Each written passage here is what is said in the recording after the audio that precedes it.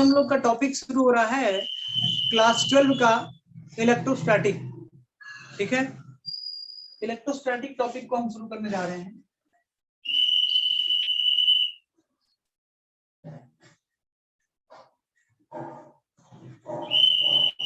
और इस टॉपिक में हम सबसे पहले ये स्टडी करेंगे इलेक्ट्रोस्टैटिक का एप्लीकेशन।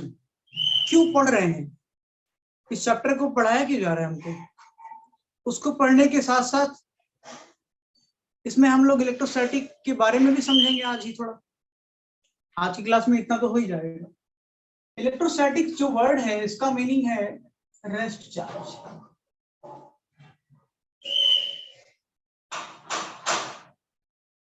रेस्ट चार्ज का, जब चार्ज रेस्ट पे रह करके अपने कोई भी एक्शन को करता है तो वहां पे इलेक्ट्रोस्टैटिक फिनोमेना वर्क करता है। और चार्ज के बारे में अगर बात करें तो चार्ज भी आपका एक पॉजिटिव होता है और एक नेगेटिव होता है। इसमें आपका दो चार्जों के बीच फोर्स आता है, अट्रैक्टिव टाइप का और रिपल्सिव टाइप का। चार्ज के बारे में कौन से सर ने बताया था फर्स्ट टाइम? Benjamin Franklin. ये थोड़ा सा कभी कभी हिस्टोरिकल पॉइंट ऑफ व्यू से हमको नाम तो पता होना चाहिए। बेंजामिन फ्रैंकलिन की इनके बारे में स्टडी किया और उन्होंने बताया two kinds of charge, same charge repel and opposite charge attract to each other. ये सब तो हमने इलेक्ट्रोस्टैट में देखा कि रेस्ट चार्ज के बारे में बात। लेकिन अगर चार्ज आपका मोशन में है तो, चार्ज अगर मोशन में है, मूविंग चार्ज है तो क्या होगा? Produce both electric field and magnetic field. Electric field and magnetic field. आपने यहां पे समझा कि रेस्ट चार्ज प्रोड्यूस, अगर आप ये कहें कि रेस्ट चार्ज क्या प्रोड्यूस करता है? Only electric field. Rest charge केवल और केवल इलेक्ट्रिक फील्ड प्रोड्यूस करता है, जबकि मूविंग चार्ज आपका इलेक्ट्रिक और मैग्नेटिक दोनों फील्ड प्रोड्यूस करता है। और उसमें भी अगर चार्ज मोशन के दौरान एक्सेलरेशन करे, ये एक्सेलरेशन है, एक्सेलरेटेड चार्ज प्रोड्यूस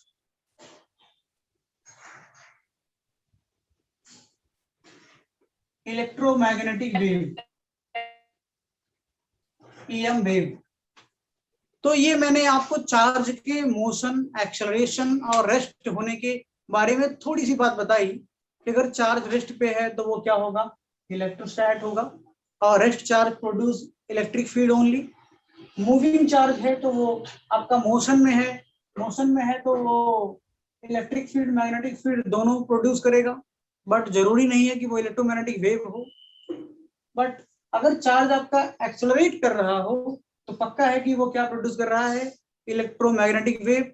और इलेक्ट्रोमैग्नेटिक वेव में भी इलेक्ट्रिक और मैग्नेटिक दोनों फील्ड परपेंडिकुलरली एक दूसरे के होते हैं।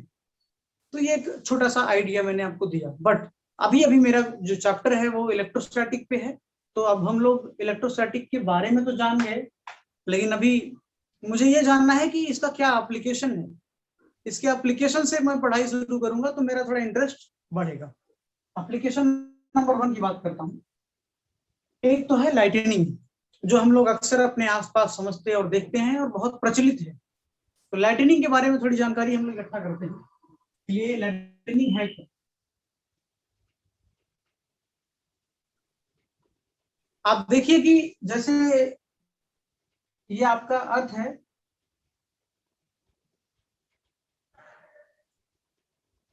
और ये आपका स्ट्रेटोस्फीयर। ढेर सारी लेयर्स हैं। यहाँ पे मैंने माना कि ये आपका स्ट्रेटोस्फीयर में ही आपके पास, ये स्ट्रेटोस्फीयर ही है।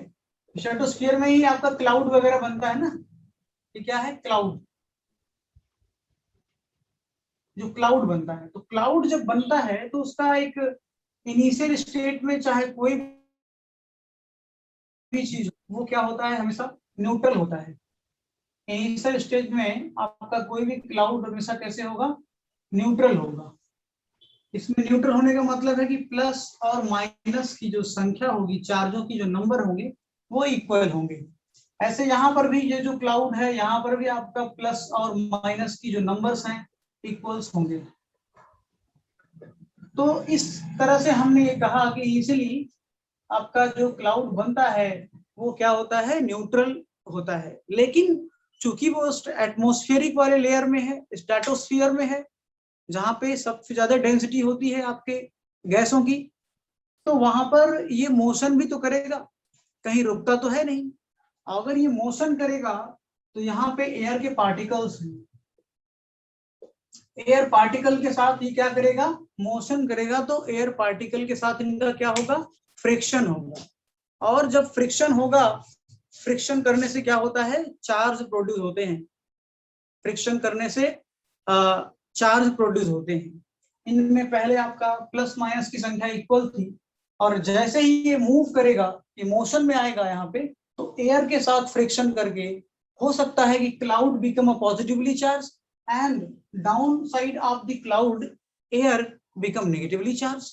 और ये भी हो सकता है कि cloud become negatively charge and down side air become positively charge. ये कुछ भी हो सकता है। तो मैंने कहा कि सपोज करिए कि जैसे ही ये मोशन में आए, सभी क्लाउड जब मोशन में आए, तो यहाँ नीचे वाली एयर हो गई क्या, नेगेटिवली चार्ज। मैंने एग्जांपल में आपको बताया, हो सकता है पॉजिटिव भी हो, ऐसा मैं कोई डेफिनेट नहीं कह रहा हूँ कि कुछ भी हो सकता है, ये रैंडम है। तो जैसे ये नीचे नेगेटिव आया और ऊपर वाले सब प्लस हो गए, सारी चीज, सारे क्लाउड्स कैसे हो गए, पॉजिटिव हो गए। तो इस अवस्था में आपने देखा कि जो न्यूट्रल आपके पास चार्ज था वो अब आयनाइज्ड हो गया, ड्यू टू, है ना, rubbing by the air. Air के साथ क्लाउड का जब फ्रिक्शन हुआ तो ये आपको इस तरह से चार्ज फिटअप कर लिया, और हमेशा प्लस और माइनस चूंकि अट्रैक्शन करते हैं तो ये अट्रैक्ट हो जाएंगे, ये अट्रैक्ट होंगे नीचे की तरफ, है ना। अगर ये नीचे की तरफ आना चाहेंगे तो बहुत फास्टली, बहुत तेज आएंगे, और लगभग 10⁶ वोल्ट पर मीटर का इलेक्ट्रिक फील्ड इनके बॉडी, मतलब यहाँ पे सेटअप हुआ होता है। ये बहुत हाई इलेक्ट्रिक फील्ड होती है, इससे जो बिजली बनती है वो बहुत ज्यादा पावरफुल होती है इंस्टेंटली। जब ये नीचे गिरने लगेगी, ये जब लाइटनिंग, यही तो है चार्ज, लाइटनिंग का मतलब बिजली का गिरना नहीं है, चार्ज का गिरना। वो चार्ज जब बहुत तेजी से नीचे गिर रहा होता है तो वो खोजता है किसको, कंडक्टर को। वो कहता है भाई कंडक्टर कहाँ है, जल्दी से पकड़ो। अब उस कंडक्टर में मान लो कि आप ही पहले, हम ही लोग मिल गए, तो हमको पकड़ लेगा, तो फिर हमको ले जाएगा, फिर खत्म कर देगा पूरी तरह से, क्योंकि उसमें बहुत ताकत होती है। और ये या तो हमारे घरों पे अगर गिर गया तो फिर दिक्कत है। तो सवाल ये आया कि जब ये इतनी तेजी से आ रहा है, इसको बचाएं कैसे, मतलब अर्थ पे अगर गिरेगा डायरेक्टली तो बचे कैसे, लोगों को कैसे बचाया जाए। तो यहाँ पे दिमाग लगाया गया कि ऐसा है कि अगर आपका घर यहाँ पे है तो आप अपने घरों पे एक कंडक्टर लगा दीजिए, और जैसे ही नीचे गिरेगा ये कंडक्टर के थ्रू होकर के ग्राउंड हो जाएगा। यानी हमने यहाँ से एक ऑब्जर्वेशन किया कि कभी भी बहुत बड़ी इन्वायरमेंट की एनर्जी को डायरेक्टली हम लोग नहीं ले सकते, मैटर के थ्रू हम लोग डायरेक्ट नहीं ले सकते, मतलब डायरेक्ट लेना आपके लिए दिक्कत पड़ जाएगा। यही चीज डायरेक्ट अगर आपके बॉडी पे गिर जाता तो फिर आपको घर, वहां पे मकान गिर जाते हैं, लोगों की डेथ हो जाती है, ऐसा आप लोग अक्सर सुना करते हैं। तो जब ये कंडक्टर के पास आएगा तो कंडक्टर तुरंत ही इसे ग्राउंड कर देगा, ये ग्राउंड से कनेक्ट होता है नीचे। इसी को बोलते हैं लाइटिंग अरेस्टर। इस कंडक्टर का नाम क्या है, लाइटिंग अरेस्टर, ठीक है, इसको बोलते हैं लाइटिंग अरेस्टर। ठीक है, तो लाइटिंग अरेस्टर का काम क्या हुआ कि इस बिजली से आपको बचाना, ये बिजली के स्पार्क होने से, फ्रिक्शन होने से आपको चमक दिखाई देता है तो हम लोग बिजली बोलते हैं, बट ये हुआ क्या, चार्ज का गिरना। इतनी बड़ी एनर्जी जब बॉडी यहाँ कहीं अर्थ पे आएगी डायरेक्टली तो हम लोग को क्या करेगी, बहुत इफेक्ट करेगी। तो इसका मैं आपको एग्जांपल दिखा रहा हूँ। जैसे हम लोग छोटे थे, आप लोग पता नहीं ऐसा किए थे कि नहीं, हम लोग तो छोटे थे, तो जब भी ऐसा कुछ बादल वगैरह बनता था और लाइटनिंग होने वाली होती थी तो हम लोग को वृद्ध लोग जो थे वो बोलते भागो मंदिरों की तरफ। तो हमें पता नहीं था उस दौरान क्यों ऐसा बोलते थे लोग, लेकिन जैसे ही बड़े हुए, ऑब्जर्वेशन किया, साइंस पढ़ा, तब समझ में आया कि अच्छा भाई, मंदिरों के ऊपर एक त्रिशूल लगा होता है और वो त्रिशूल चूंकि एक कंडक्टर है, तो वो जब चार्ज आएगा तो एज ए लाइटिंग अरेस्टर वो वर्क करके चार्ज को ग्राउंड कर देगा, और वहां हमारे रहने से हम सुरक्षित हो जाएंगे। ये मैंने तब समझा जब हमने साइंस को पढ़ा, नहीं तो मुझे तब तक ये पता था कि नहीं नहीं वहां भागना है, कुछ भी हो बस उधर भागना है, रीजन नहीं पता था भागना है। तो फिर हमको यही तो साइंस सिखाता है कि हमें रीजन ढूंढना पड़ेगा, समझना पड़ेगा, एक ऑर्गेनाइज्ड वे में चीजों को एक्सप्लेन करना होगा। ठीक है, तो जो भी प्रकृति में नेचर में जो चीजें होती हैं उसकी नॉलेज मैंने इकट्ठा किया। नेचर में कैसे हो रही है उसका मैं पार्ट नहीं हूं, कोई ना कोई है जो उसे कंट्रोल कर रहा है, बट नेचर में जो हो रहा है मैंने इसकी इंफॉर्मेशन इकट्ठा की, और मैंने यहाँ से इलेक्ट्रोस्टैटिक सीखा और लाइटिंग अरेस्टर के बारे में जाना। अब सवाल ये बनता है कि कोई भी ये जो लाइटिंग हो रही है, अगर हम अपने कार में, अब एक्टिविटी जो होती है एनसीईआरटी कुछ एक्टिविटी है कि कार में हम बैठे हैं और हम ड्राइव करके अपनी फैमिली के साथ जा रहे हैं, सडनली क्या हुआ, लाइटनिंग होने लगी। अब मैं क्या करूंगा, तो ऐसी स्थिति में मुझे क्या करना चाहिए, आंसर बताएं कि मैं कार से जा रहा हूँ फैमिली को लेकर के, और सडनली जो है मुझे ऐसा महसूस हुआ कि लाइटनिंग होने वाला है, तो मुझे क्या करना चाहिए, उतर के आसपास कहीं घरों में शरण लेनी चाहिए, या आसपास पौधे हैं बगीचे हैं वहां जाके शरण लेनी चाहिए, या अपने कार में ही बैठे रहना चाहिए, क्या करना चाहिए? घर में जाना चाहिए। हाँ, घर में जाना चाहिए। अच्छा अच्छा, इसका मतलब घर में जाएंगे तो घर में आपको सुरक्षा मिल जाएगी। और कोई लड़का, और कोई आंसर बताएगा? फिर घर में ही जाएंगे। ओके, देखो मैं आपको बता रहा हूँ कि आपको घर में नहीं जाना है, आपको बाग बगीचों में नहीं जाना है, आपको अपने कार में बैठे रहना है, आपको अपने कार में बैठे रहना है। कार के सभी विंडोज को क्लोज करना है, कार में आप मोबाइल भी लिए होंगे, मोबाइल को स्विच ऑफ करना है, क्योंकि इलेक्ट्रोमैग्नेटिक वेव, अगर मोबाइल नहीं स्विच ऑफ करेंगे तो इलेक्ट्रोमैग्नेटिक वेव अंदर आ जाएगी और उसमें चार्ज वो होगा, आपको इफेक्टेड करेगा। तो ये रूल होता है कि जस्ट अगली कुछ क्लासों में हम पढ़ेंगे कि अगर ऊपर से कंडक्टर चारों तरफ फैला हुआ है और बीच में हम बैठे हैं, जैसे मैं यहाँ खड़ा हूँ और ऊपर की जो दीवार है ये सब कंडक्टर है, अगर लाइटनिंग होगा तो मुझे कुछ नहीं होगा क्योंकि अंदर कोई चार्ज अगर ना आए तो। अब हमारा लक्ष्य है कि मैं क्या करूं, लाइटनिंग से बचने के लिए अंदर चार्ज ना आए, इसके लिए अपनी खिड़कियों को अपने दरवाजों को बहुत अच्छे से क्लोज कर दूं कि चार्ज अंदर ना घुसने पाए। चार्ज जहां पे रहेगा वहीं पे फील्ड आएगा, तो वो जो इलेक्ट्रिक फील्ड का सेटअप हुआ, आप देखिए ये प्लस हुआ ये माइनस, एक तरह का इलेक्ट्रिक फील्ड का सेटअप हो गया। प्लस से माइनस की तो तरफ क्या होता है इलेक्ट्रिक फील्ड का डायरेक्शन, तो इलेक्ट्रॉन का मूवमेंट इधर हो जाएगा, है ना, उसके अपोजिट चलता है। तो मैंने कहा कि हम अगर जहां पे चार्ज प्रेजेंट नहीं होगा वहां इलेक्ट्रिक फील्ड जीरो होता है। ये एक इन्फॉर्मेशन सिखा रहा हूँ यहाँ से, अभी आगे इसको मैं और अच्छे से, पूरा इस पे क्वेश्चन है। तो मैंने कहा कि अगर इस अपने कार में चारों तरफ से सब कुछ क्लोज कर लें, चार्ज एंट्री ना करने पाए बाहर वाला जो गिर रहा है, तो हम लोग सुरक्षित रहेंगे, क्योंकि अंदर चार्ज नहीं होगा तो अंदर इलेक्ट्रिक फील्ड जीरो होगा और हम लोग बच जाएंगे। लेकिन घरों में जरूरी नहीं है कि आपका अरेस्टर कहीं लगा हो, लाइटिंग अरेस्टर लगा हो घरों में, ये बहुत स्पेशल केस हो सकता है, क्योंकि सब लोग आजकल, अभी देखो अभी भी घरों में लोग लगवाते तो नहीं है। वो लग बाई चांस आपके यहाँ वो जो रॉड वगैरह डालते हैं घर बनाते समय वो ऊपर पड़ा है, खुला पड़ा है, तो वो लग बाई चांस अलग हो गया। बट कहीं आपने देखा ज्यादातर लोगों ने अभी स्पेशली इस तरह अरेस्टर लगवाना शुरू नहीं किया। हाँ, अच्छे अपार्टमेंटों में जो बन रहे हैं, मॉल बन रहे हैं, वहां लोग लगवा रहे हैं। तो ये चीजें हैं। तो आपका सुरक्षा जो है वो कहाँ पे है, कार के अंदर। तो इसमें हमने क्या सीखा, उसके एनसीईआरटी की एक्टिविटी से हमने ये सीखा कि भाई अगर चार्ज चारों तरफ से आपके पास नहीं आ पाएगा तो आप सुरक्षित रहेंगे, ये आपने सीखा। तो जहां पे चार्ज प्रेजेंट नहीं होगा वहां इलेक्ट्रिक फील्ड क्या होगा, जीरो होगा। इस एक्टिविटी से मैंने सीखा। तो मैं नेक्स्ट एक्टिविटी आपके सामने प्रेजेंट करूं? हाँ सर। ठीक है, अगली एक्टिविटी आपके सामने आती है, देखो ये पहली क्लास है इसलिए मैं एकदम बेसिक पे जा रहा हूँ और वो चीजें बता रहा हूँ। दूसरी एक्टिविटी आपके पास है कि आपकी बार आपके पास जो सिचुएशन है, आप पूरा फील्ड है, चारों तरफ खुला हुआ फील्ड है और ऐसे फील्ड में आप बैठे हैं। तो अब आप बताइए कि उस फील्ड में लैटिनिंग होने की संभावना है, अब आपको क्या करना चाहिए, कहाँ भागेंगे? और वो चार्ज खोज रहा है किसको, कंडक्टर को, उसे कंडक्टर मिला नहीं कि वो अपना काम कर लेगा, आपको क्या करना है? अब जगह आपको में लेट जाएंगे। आपके पास इस समय कोई रास्ता नहीं है, आपके पास बचने की, जो हमारे पास बचने की संभावना नहीं होती है, तो हम कम संभावना की तरफ जाते हैं कि कम से कम प्रोबेबिलिटी ऐसा मिल जाए जहां पे कुछ तो सेविंग मिले। तो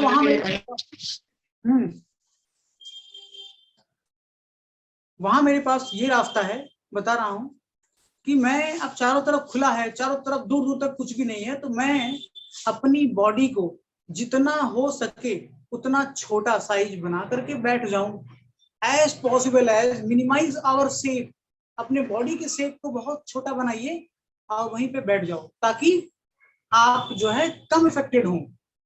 तो चलिए इस एक्टिविटी से हमने क्या सीखा उसको पकड़ते हैं। हमने सीखा कि smaller the surface area smaller the effect of charge. Surface area अगर बहुत छोटा होगा तो आपको चार्ज का इफेक्ट आपके बॉडी पे कम आएगा, जल्दी से वो चार्ज आपकी बॉडी पे गिरेगा भी अगर तो जल्दी से आपकी बॉडी से रिलीज होने का प्रयास करेगा, बिकॉज आपकी सरफेस एरिया क्या है, स्मॉलर है। बोलिए ये बात समझ में आई कि नहीं आपको? हाँ सर। ये दो क्वेश्चन मैंने आपको बताए और इस पर सीधा सीधा नीट में सवाल में दिखा रहा हूँ। स्मॉलर द सरफेस एरिया, अगर सरफेस एरिया छोटा है तो आपके पास जो भी चार्ज आएगा बहुत जल्दी से बाहर निकल जाए, आएगा तो कि बच नहीं पाएंगे अगर वहां गिरा तो आने के बाद बहुत फास्टली वो रिलीज होकर के बाहर निकल जाएगा और आप बचने की संभावना आपकी थोड़ी बच जाएगी, बढ़ जाएगी। तो आइए मैं नीट का एक क्वेश्चन आपको सामने यहाँ दिखाता हूँ तो आपको समझ आएगा कि what's the meaning of this understanding. ये एनसीईआरटी की एक्टिविटी हमें क्या सिखाती है, ऐसे क्वेश्चन बनते हैं। तो सर का क्वेश्चन था, आपके पास एक सिंपल वायर है, आपके पास एक सिलेंडर है, ये क्वेश्चन आया हुआ है एग्जाम में। अगला क्वेश्चन है, आपके पास एक स्फीयर है और इस पर भी क्यू गुलाम का चार्ज है, इस पर भी क्यू गुलाम का चार्ज है, इस पर भी क्यू गुलाम का चार्ज है।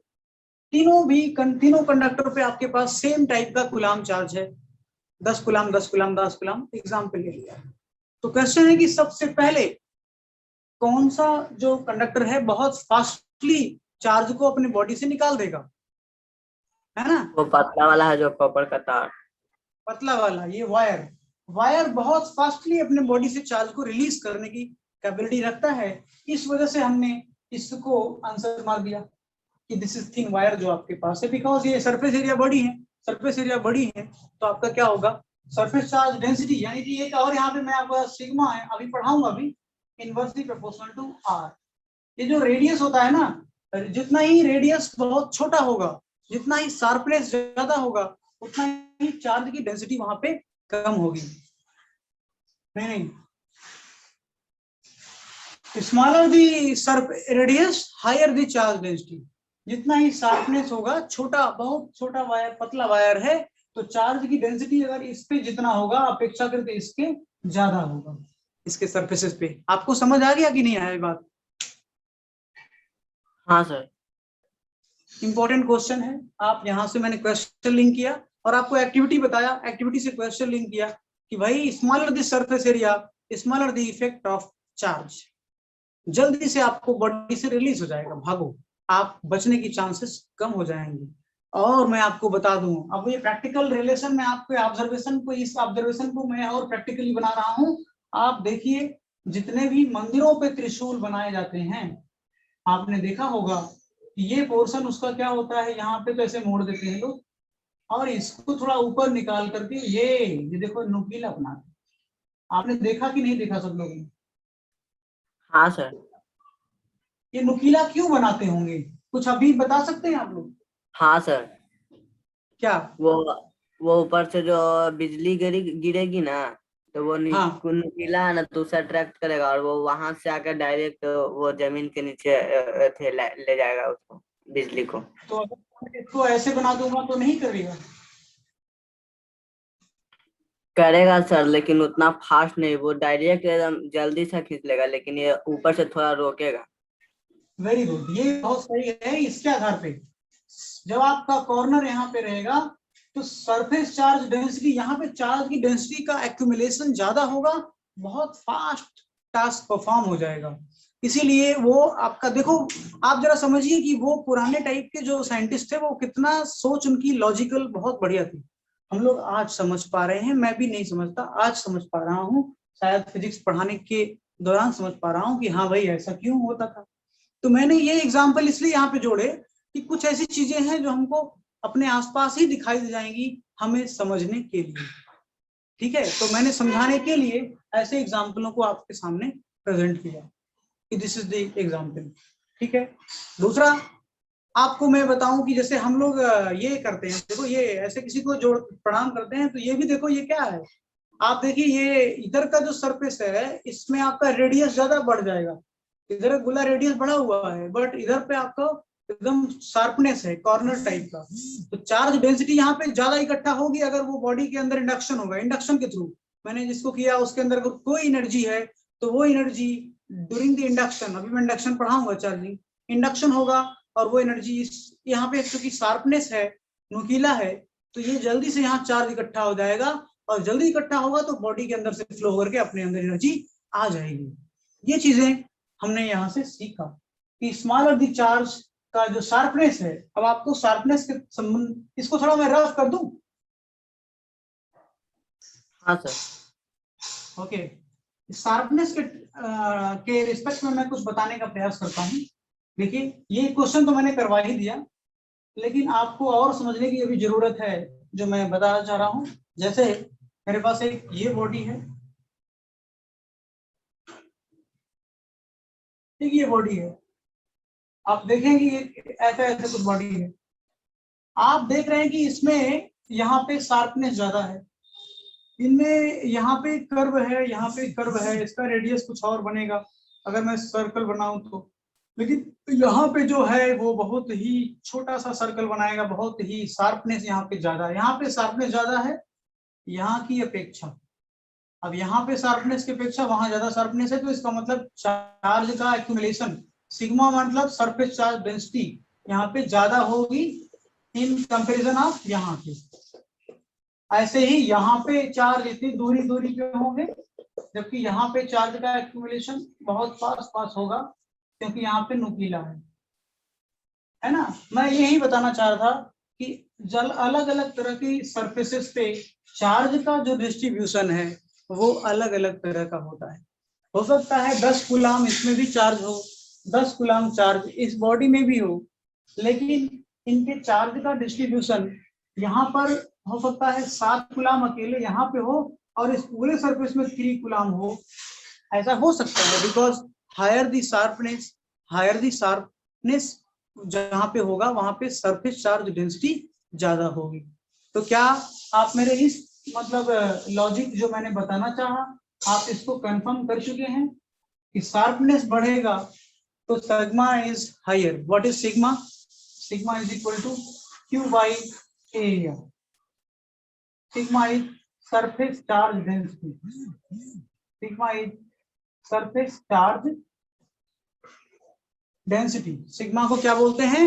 Surface charge density. जब भी कभी स्फेरिकल मतलब इस ये आपके सरफेस पे 2D 3D इस तरह कोई पिक्चर हो उसके सरफेसेस पे चार्ज फैलने की बात कही जाए तो वहां हम लोग सिग्मा का इस्तेमाल करेंगे। लेकिन अगर कोई वायर है लेंथ वाइज उसकी लंबाई पे चार्ज के फैलने की बात की जाए तो वहां हम लोग लीनियर चार्ज डेंसिटी की बात करेंगे, लीनियर चार्ज डेंसिटी की बात करेंगे और उसको हम लोग लैम्डा से इंडिकेट करेंगे, Q by L लिखेंगे और यहाँ पे हम लोग Q by A लिखेंगे। बताऊंगा फिर भी बाद में, इसको मैं समझाने के तौर पे बात कर रहा हूँ। लेकिन आपके पास ये पूरा कमरा है, इस पूरे कमरे में चार्ज भरा है, ये कोई 3D पिक्चर है, इस पूरे चार्ज इसके अंदर चार्ज भरा हुआ है, तो ऐसे केस में हम लोग उसको वॉल्यूम चार्ज, जब अंदर भरा होगा तो क्या बोलेंगे?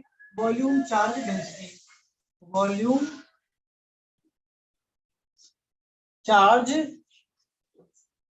Volume charge density. Volume charge density को रो से इंडिकेट करते हैं और लिखते हैं Q by V।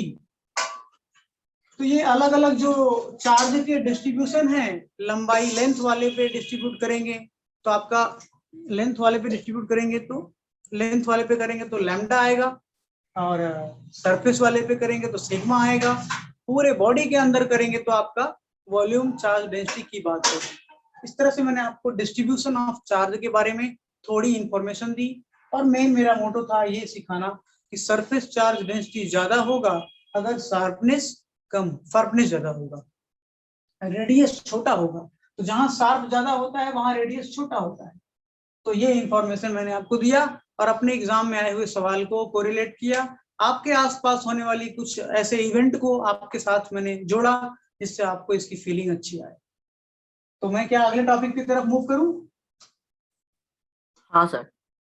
Okay, now अब हम लोग बात करेंगे एप्लीकेशन ऑफ इलेक्ट्रोस्टैटिक में, थोड़ी सी चर्चा करनी है और आपको ये जानकारी मिलेगी कि इलेक्ट्रोस्टैटिक चैप्टर के पढ़ने से एक जो लड़का पढ़ रहा है 12th क्लास का, उसका क्या फायदा है, क्यों पढ़ाया जा रहा है। हालांकि कुछ तो आपको एक मैंने एप्लीकेशन सिखा दिया आपको जिसका नाम है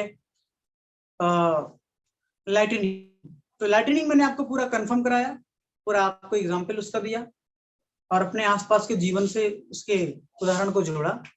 आइए दूसरी उदाहरण को समझते हैं। एक होता है, नाम है फ्लाई ऐश। जैसे कहीं पे आप देखो इंडस्ट्री हो जो बड़े बड़े पत्थरों को काटती है, बड़े बड़े पत्थरों को मशीनों से काटा जाता है, तो वो जो पत्थरों को काटती है तो छोटे छोटे बुरादे उसके निकलते हैं, निकल के एयर में उड़ते रहते हैं। और फिर इससे क्या होगा, लोग अगर सांस लेंगे, ब्रीदिंग करेंगे, तो उनके जाके लंग्स में वो इकट्ठा होकर के उनको कोई ना कोई डिजीज करा देगा, कोई प्रॉब्लम करा देगा। तो साइंटिस्टों को ये लगा कि ऐसा है कि ये जो यही प्रेसिपिटेंट है। मैंने क्या किया, पत्थर को काट के एक नया शेप दिया, उस शेप वाले पत्थर को मैंने टाइल्स में कन्वर्ट किया या किसी और काम में कन्वर्ट किया, मैंने यूटिलाइज किया अपने पास। लेकिन उसके जो ये प्रेसिपिटेट हैं, प्रेसिपिटेट का मतलब ये जो आपके बचे हुए पदार्थ हैं, उड़ रहे हैं जो एनवायरमेंट में, वो तो हमें नुकसान कर रहे हैं। उनसे कैसे बचा जाए? तो वैज्ञानिकों की यहाँ जिम्मेदारी थी कि भाई बचाया जाए लोगों को। तो उन्होंने सुझाव दिया कि अगर आप इलेक्ट्रोस्टैटिक फ्लैश होता है, अगर आप उसको लगा करके, मतलब इलेक्ट्रोस्टैटिक के फिनोमेना से ये जो पार्टिकल्स हैं इतने छोटे साइज के हैं, इनको अट्रैक्ट कर सकते हैं। ये टहल रहे हैं एयर में, चार्ज हो गए हैं, इनको हम अट्रैक्ट कर लें अगर इलेक्ट्रोस्टैटिक फ्लैश की मदद से, तो फिर हम लोग इसको अट्रैक्ट करके इकट्ठा कर सकते हैं कहीं पे। ये साइंटिस्टों ने सुझाव दिया कि इससे हम लोग एटमॉस्फेरिक पोल्यूशन को कम कर लेंगे।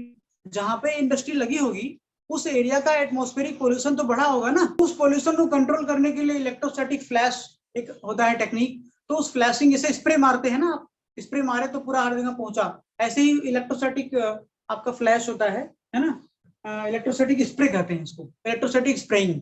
ये करके आप इन्वायरमेंट के इन पार्टिकल्स को मतलब इकट्ठा कर लेते हैं, उससे चिपक जाता है वो, और इकट्ठा करके उसे ले आकर कहीं इस जगह हम लोग करते हैं। तो ऐसा सबसे पहले महाराष्ट्र गवर्नमेंट ने 2013 या 14 में एक्टिवेट होकर के इस पर काम किया, और अपने यहाँ एनवायरमेंट के जितने भी फ्लाई ऐश थे इस तरह के, वो डस्ट पार्टिकल, उनको इसी कंडीशन पे इकट्ठा करके जब देखा कि हमारी एनवायरमेंट भी साफ हो गया, और जो इकट्ठा हुआ ये फ्लाई ऐश है उसको उन्होंने सेल कर दिया, किसको? सीमेंट इंडस्ट्री को। तो उसका कई करोड़ का प्रॉफिट भी हुआ। तो उसे लगा कि नहीं, ये तो अच्छा है कि हमारा एनवायरमेंट पोल्यूटेंट भी बच गया, पोल्यूशन होने से बच गया, और हमने इसको पैसे के रूप में कन्वर्ट भी कर लिया। तो इस पर महाराष्ट्र गवर्नमेंट ने सबसे पहले रूल लाया था 2013 या 14 में कि भाई इस पर आप लोग काम करिए और ये अच्छी चीज है। तो ये एक दूसरा मैंने आपको एग्जांपल दिया इलेक्ट्रोस्टैटिक फिनोमेना का, इसका फायदा बताया कि व्हाट्स एडवांटेज। अभी कुछ सिलेबस से हमारे कट गया है, एक था वान डी ग्राफ जनरेटर। अगर रेफरेंस वाली किताबें होंगी ऐसे लरोड़ा सर की, तो उसमें जरूर दिया होगा, पुराने एस.सी. वर्मा सर की किताब में भी पढ़ा होगा, और होगा ही, होना ही चाहिए शायद। तो वान डी ग्राफ जनरेटर की भी एक क्वालिटी थी कि वो भी इलेक्ट्रोस्टैटिक फिनोमेना पे वर्क करता था। चार्ज वहां बहुत तेजी से फास्ट चार्जों को भेज करके लगभग 10 की पावर 4 वोल्ट जो है बिजली पैदा की जाती थी। तो ये भी एक अच्छे तरह का जनरेटर था। तो मैंने आपको नाम बता दिया, अब कट गया सिलेबस से। तो अच्छा, दूसरा, ये जो पिक्चर आप देखते हैं, पिक्चर ट्यूब, वो टीवी में जो पिक्चर ट्यूब होता है, या कैथोड रेज ऑसिलोस्कोप का जो सीआरओ होता है, सीआरओ का जो स्क्रीन है, उस पर भी जो जिस फिनोमेना से ये सब टास्क परफॉर्म होते हैं वो सब इलेक्ट्रोस्टैटिक फिनोमेना है। तो अब मेरा एप्लीकेशन पॉइंट ऑफ व्यू से खत्म हुआ। एप्लीकेशन में पहला एप्लीकेशन बहुत इंपॉर्टेंट था जो मैंने आपको चर्चा किया, जो अपने कोर्स में भी था, है ना, लाइटनिंग वाला। अब हम लोग आगे बढ़ते हैं। कि ये कौन सा टाइप का इलेक्ट्रोस्टैटिक फोर्स के बारे में हम लोग बात करने से पहले कुछ प्रॉपर्टी देखेंगे। चार्ज के अंदर क्या होता है, चार्ज के अंदर नेचर क्या होता है, कंजर्वेशन का होता है। चार्ज कैसे होते हैं, कंजर्वेटिव टाइप के होते हैं, कंजर्वेटिव। दूसरा क्या होता है, चार्ज क्वांटिटेटिव, मतलब क्वांटाइज किया जाता है, quantization of charge and conservation of charge. Charge का जो कंजर्वेशन है और क्वांटाइजेशन, इसको समझते हैं। ये सब सवालें आप परीक्षाओं में कम आती है, कभी कंजर्वेशन से मिल सकता है। क्वांटाइजेशन का मतलब है कि मेरे पास जैसे एक ये पूरा का पूरा पानी इसमें भरा हुआ है, लेकिन अभी मुझे पता नहीं है कि कौन सा पॉइंट पे कितना पानी है। तो मैंने क्या किया, मैंने यहाँ पे आया एक इंडिकेशन बना दिया कि यहाँ पे अगर पानी है तो 100 ml है, यहाँ पे पानी है तो 200 ml है, यहाँ पे पानी है तो 300 ml है। जब मैंने ऐसे उस लेयर को एक वैल्यू दे दिया कि पर्टिकुलर लेवल पे इतना पानी है, जो मैंने वैल्यू डिफाइन कर दिया न्यूमेरिक, वही है, उसको क्वांटाइज कर दिया मैंने, वही है क्वांटाइजेशन। तो ऐसे ही पुराने टाइम में साइंटिस्टों ने बताया कि चार्ज का भी होता है क्वांटाइजेशन, और चार्ज ही क्वांटाइजेशन में लोगों ने कहा, वैज्ञानिकों ने कहा कि हमेशा प्लस माइनस क्यू के टर्म्स में आप चार्ज को रिप्रेजेंट करिए। कभी आप ये 1.5 कूलम है ना, या -3.5 कूलम, इस तरह से डेसिमल में नहीं लिख करके होल नंबर में आप रिप्रेजेंट करिए, ऐसा बताया उन्होंने। लेकिन आज के टाइम में हम सभी लोग, जब भी आपसे कोई क्वांटाइजेशन का मीनिंग पूछे चार्ज के रेफरेंस में, आपको ये बोलना है। बट अभी इस टाइम में न्यूमेरिकल हुआ या कुछ भी हुआ, सब कुछ आपका ऐसे भी हो रहा है। तो जब क्वांटाइजेशन शब्द का मीनिंग पूछे तो आप ये लें। तो इसके बाद आप कंजर्वेशन ऑफ चार्ज को देख लें। कंजर्वेशन ऑफ चार्ज का मतलब क्या हुआ कि आपका इनिशियल, जैसे आपने कहा कि ये कोई सिस्टम है, इसमें कुछ 10 कूलम चार्ज है, यहाँ -5 कूलम चार्ज है, यहाँ पे 6 कूलम का चार्ज है। ये कुल मिलाकर कितना चार्ज है, 10, 6, 16 और 5 घटाएंगे तो 11। नेट चार्ज इसमें 11 कूलम है, लेकिन आप अलग अलग ये चार्ज देख रहे हैं, ये अलग अलग भले ही सिस्टम में, लेकिन सिस्टम के लिए नेट चार्ज एक पर्टिकुलर है 11 कूलम, वो नहीं बदलेगा। अलग अलग जगहों पे भले ही 10 कूलम -5 कूलम है। अगर मैं एक एग्जांपल के थ्रू, रेडियो एक्टिव डीके है, यूरेनियम का जो डीके होता है, अगर उस एग्जांपल के थ्रू आपको समझाना चाहूँ, 92 यूरेनियम 238 है ना, और इसको ब्रेक करते हैं। जब इसमें हम लोग ब्रेक करते हैं क्या करके, अल्फा पार्टिकल का बम्बारमेंट करा के अगर ब्रेकिंग करते हैं तो क्या होता है, थोरियम में ब्रेक होता है ना, थोरियम में ब्रेक होता है 90, थोरियम 90, और यहाँ पे 234 प्लस यहाँ पे क्या लिखेंगे 2He4। आप देख लीजिए कि चार्ज का कंजर्वेशन इस इक्वेशन में एग्जिस्ट, क्योंकि ये एग्जांपल आएगा, बोलेगा कि ये एग्जांपल जो है चार्ज कंजर्वेशन को फॉलो कर रहा है कि नहीं। तो आप देखिए यहाँ पे जो प्रोटॉन है वही तो पॉजिटिव चार्ज है, और नंबर ऑफ प्रोटॉन ही तो नंबर ऑफ इलेक्ट्रॉन होता है। यहाँ पे 92 है, 9 + 2 92। तो इस तरह के जो इक्वेशन आप रेडियो एक्टिव में पढ़ेंगे, वो सभी इक्वेशन में आपको कंजर्वेशन ऑफ चार्ज देखने को मिलेगा रेडियो एक्टिव डिकेइंग में, मॉडर्न फिजिक्स में। तो इस तरह से आपको मैंने एक प्रॉपर्टी बताई कंजर्वेशन ऑफ चार्ज की। तो ये पॉइंट हुआ आपका कंजर्वेशन और चार्ज के बारे में बेसिक फिनोमेना। और आपको मैं अगली बार पढ़ाऊंगा चार्ज और मास के बीच में क्या डिफरेंस है, क्या रिलेशन है, इनके बारे में हम बात करेंगे। 1-2 पॉइंट आज मैं बता दे रहा हूँ कि चार्ज जो है नेगेटिव भी हो सकता है, पॉजिटिव भी हो सकता है, और जीरो भी हो सकता है, लेकिन मास हमेशा पॉजिटिव होता है। पॉजिटिव मास ऑलवेज पॉजिटिव नेचर का होता है, जबकि आपका चार्ज नेगेटिव, पॉजिटिव, जीरो कुछ भी हो सकता है। नंबर 1 जो आपको डिफरेंस मुझे बताना था, मैंने बताया, चार्ज आपका कंजर्व होता है ना, चार्ज आपका कंजर्व नेचर का होता है, जबकि मास कंजर्व नहीं होता है। ये आपको नोट कर लेना होगा। चार्ज लिख मतलब ठीक है, नोट तो कर ही रहे होगे जो आपको इंपॉर्टेंट लग रहा होगा। मास नॉट कंजर्व, तो ये आपको पॉइंट मिला।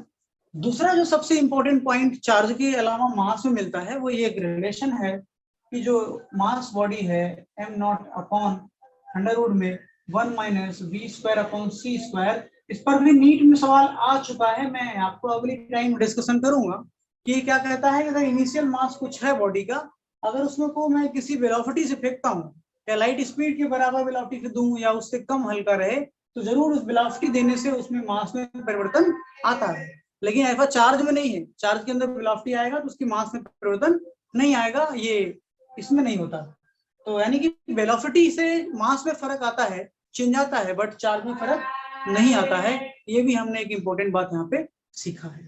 तो नेक्स्ट टाइम हम इस पे पूरा डिस्कशन करेंगे कि चार्ज और मास के ये न्यूमेरिकल कैसे आए हैं एग्जाम में सवाल। दूसरा अगली बार डिस्कशन करेंगे आपको induction of charge, charging by induction का जो पूरा फिनोमेना है उसको मैं बताऊंगा आपको, और फिर ये क्लास आगे बढ़ाई जाएगी। एटम की साइज, अच्छा एक क्वेश्चन है, एटम की साइज कितनी होती है? इसलिए पूछ रहा हूँ कि आपको इसमें बताना है, इसलिए जरूरी मॉडर्न फिजिक्स में मैं इस पे इलेक्ट्रोस्टैटिक का एप्लीकेशन है मॉडर्न फिजिक्स, तो आपको थोड़ा बताना पड़ेगा। ये साइज से भी बहुत बड़ा फायदा है वहां। एटम की साइज